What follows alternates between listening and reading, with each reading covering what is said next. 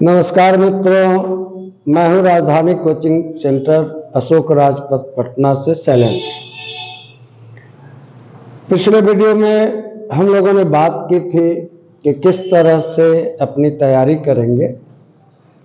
आज मैं हिंदी के वाक्य शुद्धि या वाक्य शोधन विषय पर आपसे बात कर रहा हूं कि किस तरह से आप वाक्य की शुद्धि करेंगे। देखिए, हिंदी एक सरल भाषा है, तो सरलता में भी जटिलता होती है। बहुत सिंपल होना कभी कभी बहुत खतरनाक भी होता है। सीधे साधे आदमी को देखिएगा, किसी आदमी के बीच में अचानक इनोसेंटली कोई ऐसी बात कह देगा जिससे समस्या खड़ी हो जाएगी। तो हिंदी सरल भाषा है, लेकिन इसमें बोलचाल में एक अलग हिंदी की बात है, लेकिन जब शुद्धि की बात होती है तो ग्रामर से आपको चलना पड़ता है, हिंदी व्याकरण से चलना पड़ता है, और उस समय वाक्य का बहुत बारीक माइन्यूट विश्लेषण करना पड़ता है। देखिए, मैं एक छोटा सा एक उदाहरण आपको बता रहा हूं। आप यहां देखिए, नदी में नाव चल रही है।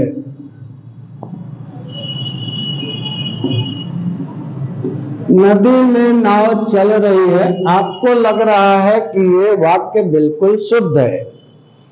बोलचाल में भी ये वाक्य शुद्ध है, हम प्रयोग करते हैं, लेकिन हिंदी व्याकरण के नियम से ये वाक्य पक्का नहीं है और इसे पूछा जा सकता है। यहां ये कर्ता पहले आएगा, नाव नदी में चल रही है। इतने छोटे से वाक्य में भी हमें सोचना पड़ सकता है। तो वास्तव में इन व्याकरण में, वाक्य प्रकरण में अन्वय के नियम होते हैं। अन्वय मतलब मेल, कर्ता और क्रिया का मेल, कर्म और क्रिया का मेल, विशेषण और संज्ञा का मेल, सर्वनाम और संज्ञा का मेल। तो ये जो आप अन्वय देख रहे हैं, इसके 22-23 नियम हैं। तो उन नियमों में बात यह है कि उन नियमों को आप जितने दिनों तक दोहराते रहेंगे वो याद रहेंगे, और जो ही दोहराना आप छोड़ देंगे वो भूल जाएंगे। तो यह एक जटिल प्रक्रिया है। मैं उस जटिलता से आपको निकालना चाहता हूं और हाइलाइटेड चीजों पर आपका ध्यान दिलाना चाहता हूं, जिससे आपका काम आसान हो जाए। तो प्रायः परीक्षाओं में 4 तरह की अशुद्धियां पूछी जाती है और उस पर हमें ध्यान देना चाहिए, उसको तवज्जो देना चाहिए। एक तो ये कर्ता कारक का नेत चिन्ह जो है बहुत ही पावरफुल है। ये नेत चिन्ह जब भी आता है वाक्य में तो अनेक तरह के परिवर्तन लाता है। जैसे वह खाया अगर आप कहते हैं तो आपको लग रहा है यह ठीक है, लेकिन यह ठीक नहीं है।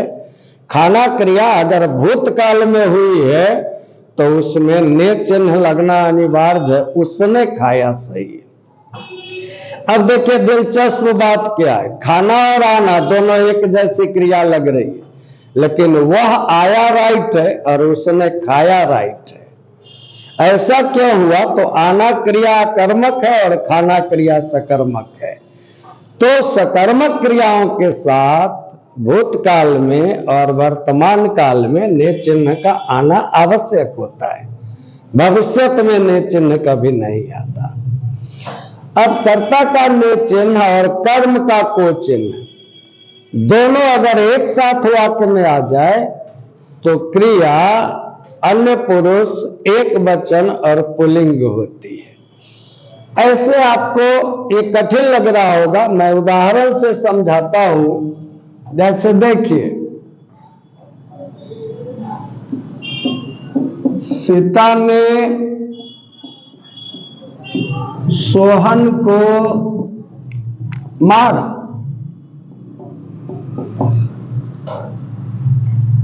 अब यहां ने कर्ता का और कर्म का को आया हुआ है, तो ऐसी स्थिति में क्रिया एक वचन और पुल्लिंग ही है।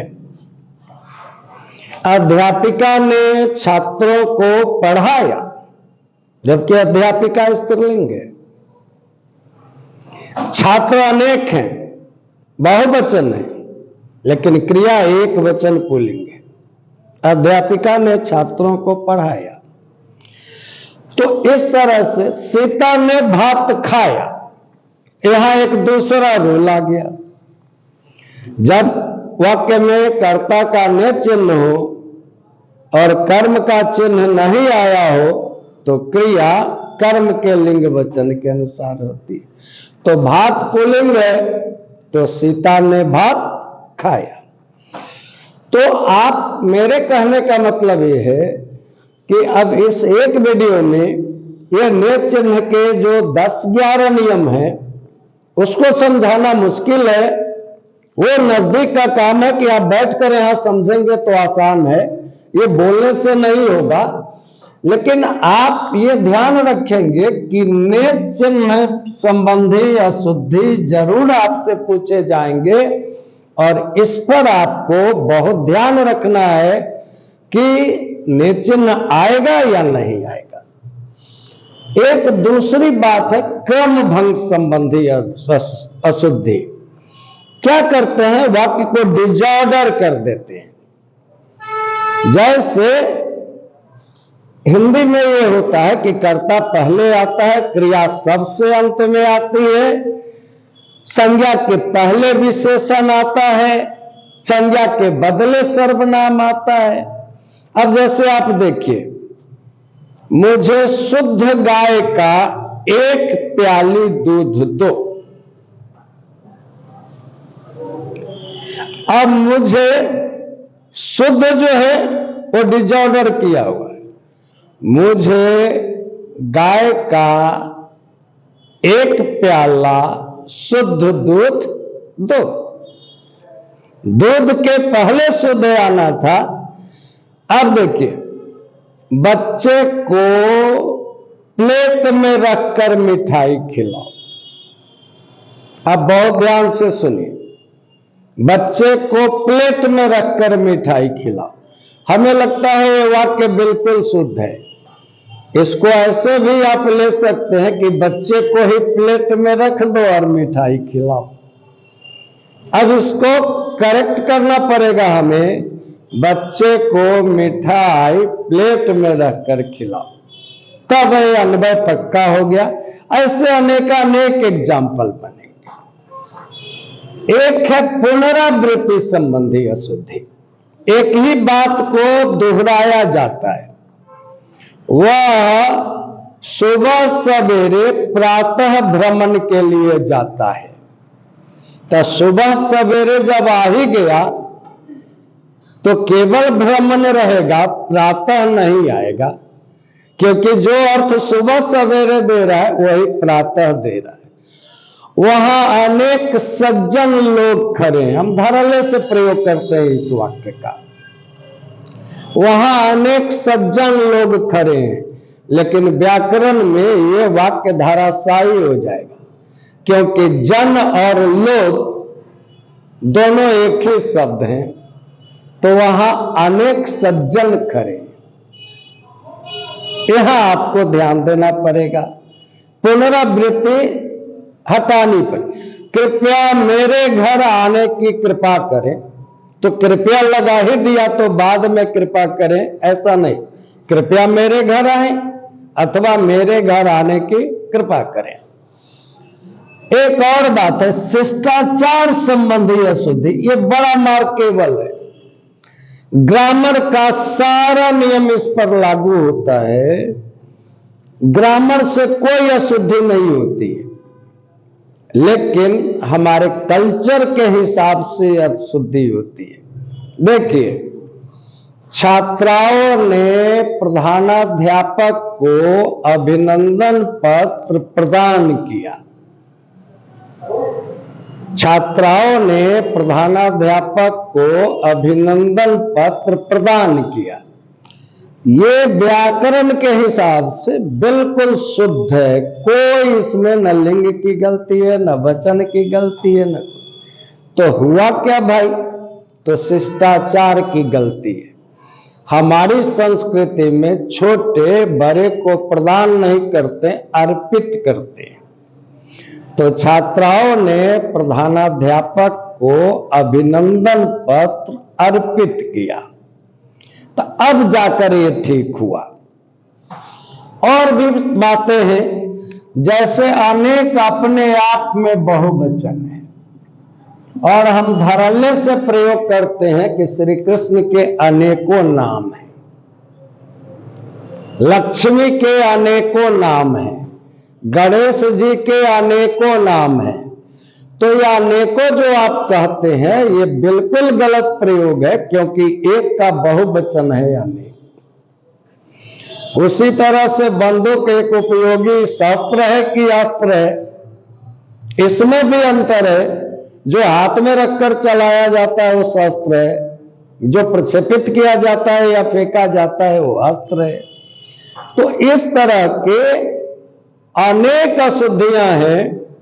अब जैसे देखिए कुछ विशेष बातें, जैसे आंसू, हस्ताक्षर,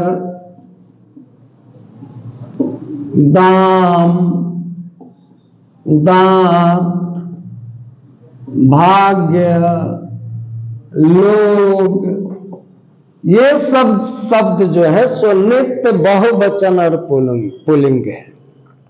उसके आंसू टपक पड़े।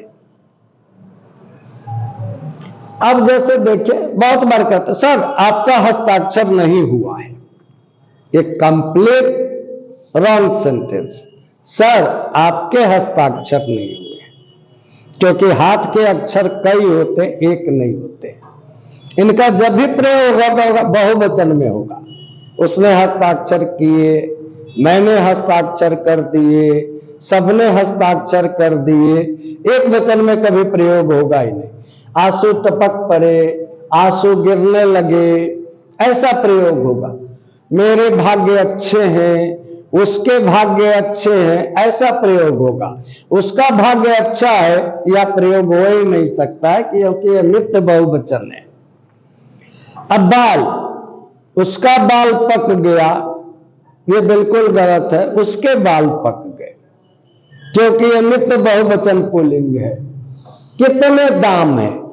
हम लोग बाजार जाते हैं, पूछते कितना दाम है भाई, लेकिन व्याकरण कहता है कि पूछिए कि इस वस्तु के कितने दाम हैं। दाम जो है वो हमेशा बहुवचन और पुल्लिंग में ही प्रयुक्त होगा।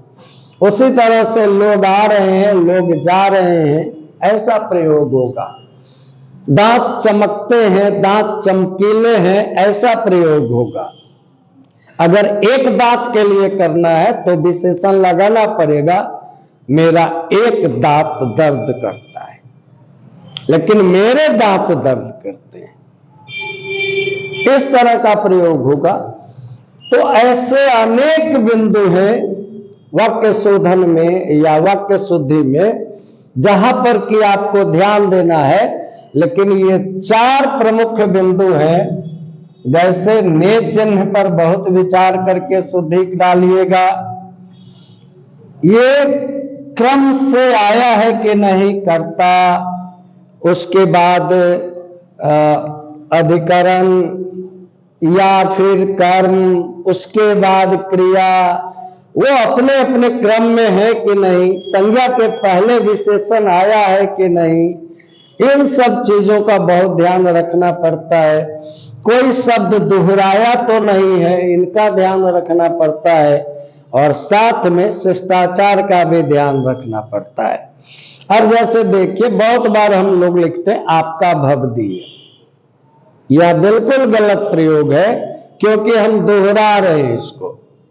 जो आपका है वही भवदीय है, जो भवदीय है वही आपका है। तो आपका भवदीय का प्रयोग एक साथ नहीं होता। तो इस तरह के, जैसे तुम्हारा अभिन्न मित्र, तो बड़ा ये चलता है, लेकिन ग्रामर इसको मानेगा नहीं।